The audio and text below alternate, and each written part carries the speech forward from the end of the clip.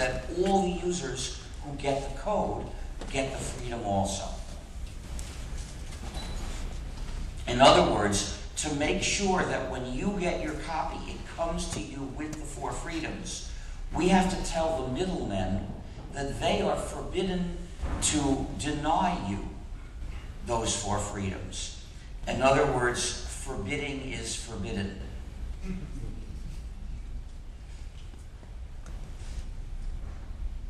So once Linux was re-released under the GNU GPL, it was free software, and thus the combination of Linux, the kernel, and the almost complete GNU system made a complete free operating system.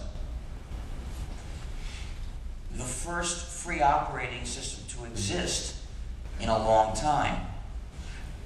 And so it became possible for the first time to go and buy a PC and then install a completely free operating system and run it and have freedom.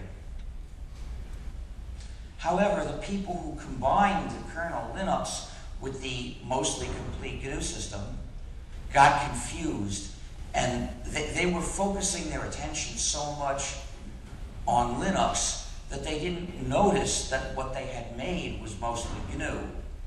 And they started calling it the Linux system, confusing the whole system with this one piece.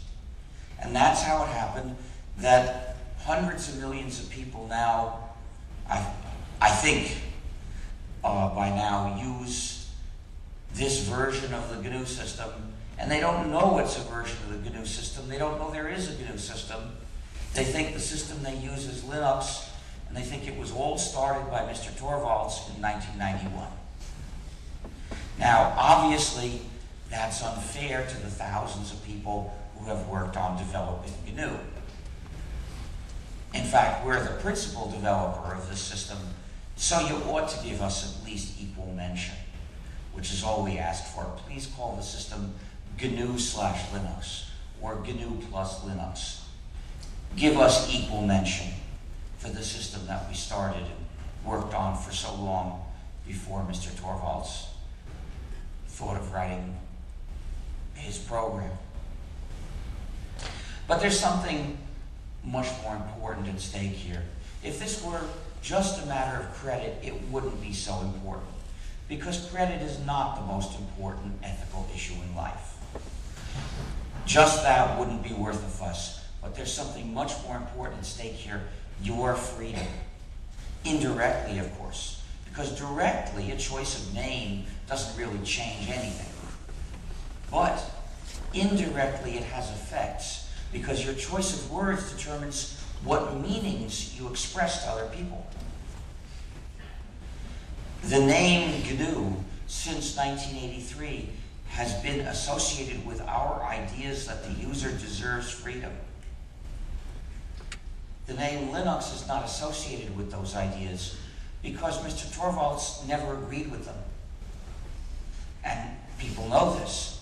The name Linux is associated with his ideas. And what are his ideas? He doesn't believe that freedom and social solidarity are values we should fight for. In fact, he disagrees with the idea that users deserve freedom. And he says so. He has different values, the engineer's values. He wants software to be powerful and reliable and convenient, and that's it. He's been described as apolitical. Now, to be apolitical is the political position that important long-term decisions should be made based on short-term convenience.